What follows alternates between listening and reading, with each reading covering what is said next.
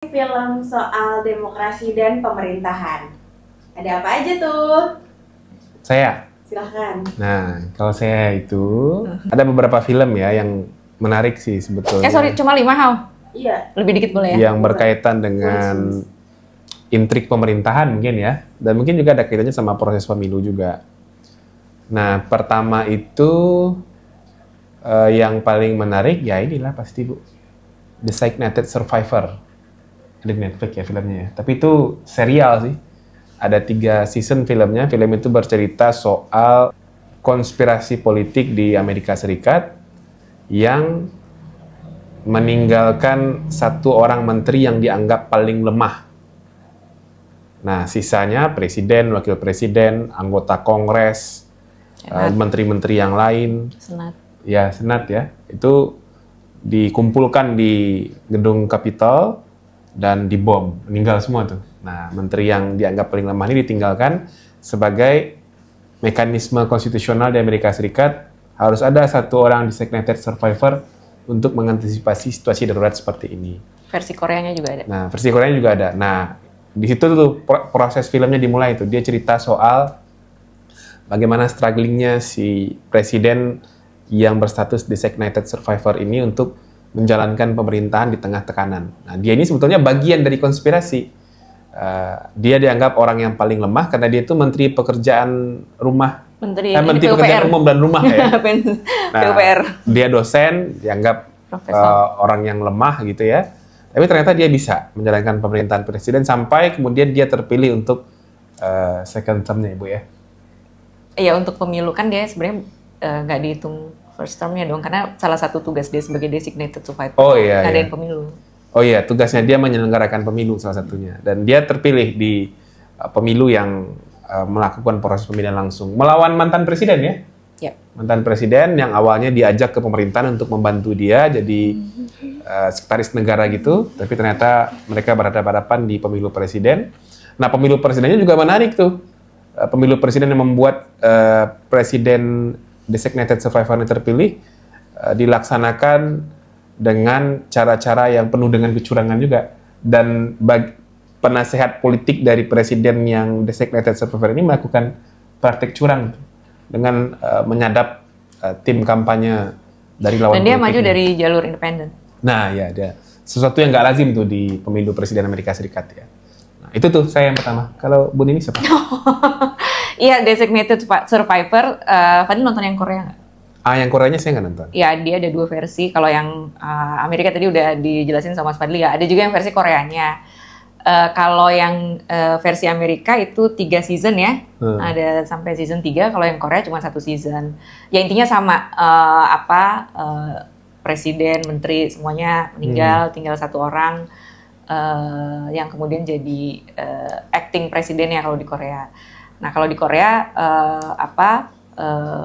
ya 1 season aja ya, intrik gimana sih orang yang dianggap lemah, bukan orang partai gitu ya, dia non partisan tapi harus mengakomodir banyak kepentingan, belum lagi ketemu sama lawan politik yang ya politisi gitu, sementara dia akademisi. 2 ya. Yang Korea kayaknya yang bomnya meledak di yang si House. ini dia lagi ada di jembatan panjang itu dia lagi di sana. Nah, sebenarnya sama kan, dua-duanya sebenarnya mereka dipecat dari jabatan. Oh iya, betul. Pada hari itu dia dipecat. Itu terus aku dihitung 2 atau dihitung 1? Oh, dihitung 1. Terus ya ini serial juga sebetulnya, namanya Queen Maker. Kok Queen Maker? Betul, Queen Maker. Queen Maker dari Korea juga. Netflix juga ya? Netflix juga 1 season. Kalau dia pemilunya pemilihan wali kota. Jadi dia bercerita tentang sebetulnya si tokohnya ini itu bukan politisi, dia itu sebetulnya kayak kayak tangan kanannya pengusaha lah. Cuman kemudian dia ngerasa kok kerjaan saya tuh begini amat sih, terlalu surfing sama bosnya, dan bosnya melakukan kerja-kerja kotor. Salah satu cara dia membalas dendam adalah dengan jadi si menantunya yang business woman ini mau ikut pemilihan wali kota, dilawan sama dia dan dia kayak campaign manajernya gitu. Sama lah intrik-intrik itu juga, pemilihan wali kota Seoul. Panjang nggak episode? Ini cuma 12 sih kayaknya, cuma 12. Nah, kalau saya yang kedua itu nggak berkaitan dengan pemilu sih, tapi ini berkaitan dengan reformasi kepolisian. judul filmnya itu ada 2 sih, saya yang suka film soal reformasi kepolisian ini. Ada satu, sangat kontekstual. ini film Prancis sih, film Prancis, judulnya itu, saya nggak tahu pelafalan dalam bahasa Prancis yang benar ya, Rogue City, Rogue City ya. Saya nggak tahu benar nggak tuh pelafalan dalam bahasa Prancisnya. Nah, di Netflix juga, itu udah gak lama sih filmnya, tapi masih ada di Netflix. Itu bercerita soal bagaimana bobroknya kepolisian di Marseille, Prancis, kota Marseille ya. Nah, jadi ada satu satgas di kepolisian kota Marseille itu, mereka ya betul-betul kepolisian satgas yang bertugas menangani anti teror, narkoba, kejahatan dan segala macam. Dan memang kadang-kadang mereka melakukan proses penegakan hukum itu dengan cara-cara yang bertentangan dengan hukum, nembakin orang, mukulin orang gitu ya. Nah, sampai di satu momen mereka itu diskors oleh atasannya karena melakukan pelanggaran lah. Nah, di tengah mereka sedang diskors itu, mereka melakukan operasi di bawah, operasi senyap lah. Jadi mereka tahu ada transaksi narkoba di pinggir pantai gitu. Nah, kemudian mereka tanpa ada komando dari atasannya, mereka bertiga atau berempat gitu, menyelinap subuh-subuh untuk nembakin semua orang yang terlibat dalam transaksi narkoba itu, lalu mereka ambil uangnya. Nah, ketahuan, diinvestigasi dan lain-lain, sampai pada akhirnya semuanya ternyata terlibat. Kepala kepolisian kota yang terlibat, atasan mereka ini terlibat, semuanya terlibat, sehingga kepolisian, istilahnya kepolisian wilayah atau dari Mabesnya datang ke kota Marseille untuk mengidentifikasi dan menyelesaikan, sehingga terjadi saling bunuh-bunuhan. Nah, pada akhirnya si geng ini, geng polisi Satgas ini masih ada, mereka berhasil mengalahkan semua kelompok yang mengganggu mereka, tapi Mabes kepolisiannya udah keburu tahu. Tapi tahu nggak Bu, caranya menyelesaikannya seperti apa? Dibunuhin semua tuh orang-orang itu. Nah, agak ngeri juga sih reformasi. Itu film? Film. Nah, yang mirip-mirip nih, yang mirip-mirip soal polisi juga, ini serial Indonesia, Mas Fadli pasti tahu. Judulnya Brata. Oh, iya. Aduh, bagus. Aduh, bagus. Tapi dia serial udah lama ya, Brata tuh. 2020, COVID 2019, 2020. Dua season Brata. Yang pertama tuh soal, kayak kalau nggak salah yang kedua soal narkoba ya. Yang pertama soal pembunuhan berantai. Ya, yang pertama soal pembunuhan berantai. Dia polisi, si Mas Brata ini polisi. Yang pertama soal pembunuhan berantai, yang kedua soal pemberantasan narkoba gitu, yang melibatkan orang-orang dekatnya dia. Nah, si Brata ini dia kayak punya kekuatan supernatural itu nggak sih? Dia bisa semi-semi dukun lah. Semi-semi, tapi bagus. Brata judulnya ya. Saya nggak tahu kalau sekarang Brata ditontonnya di mana ya? Saya nggak tahu. Kayaknya ada di akun Telkomsel gitu atau apa gitu. Tapi udah nggak lengkap sih episode-nya. Kemarin saya nyari-nyari udah nggak lengkap episode-nya. Itu salah. Nah, saya yang ketiga, ini tiga ya, saya yang ketiga ya. Ini masih soal reformasi kepolisian sih. Ini filmnya terbilang baru di Netflix. Judulnya Squad 36, Squad 36 gitu. Jadi hampir mirip dengan Rogue City tadi, tapi ini lebih kepada apa ya? Agak menarik sih ceritanya. Jadi mereka juga satu satgas gitu, satu satgas sempat melakukan pengintaian terhadap salah satu gembong narkoba di salah satu kota di Prancis, kayaknya latarnya di Paris deh. Nah, terus ternyata mereka gagal melakukan pengintaian ini. Nah, karena gagal, terus mereka dimarahi atasannya, dan satgas ini bubar, Bu.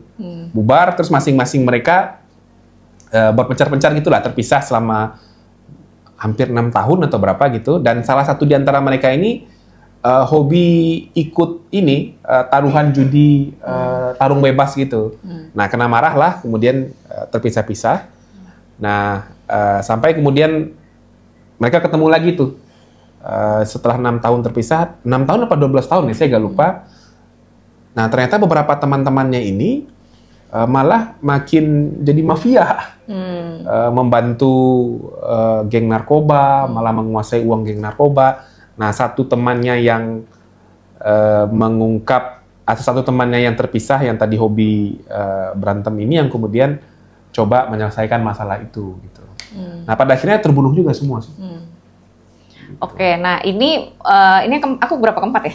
Ketiga, keempat? Tiga. Aku ketiga. Iya. Ya itu. Tapi ini sepaket ya, maksudnya temanya tuh mirip-mirip. Jadi aku sebut ada beberapa film dan series temanya tuh mirip-mirip.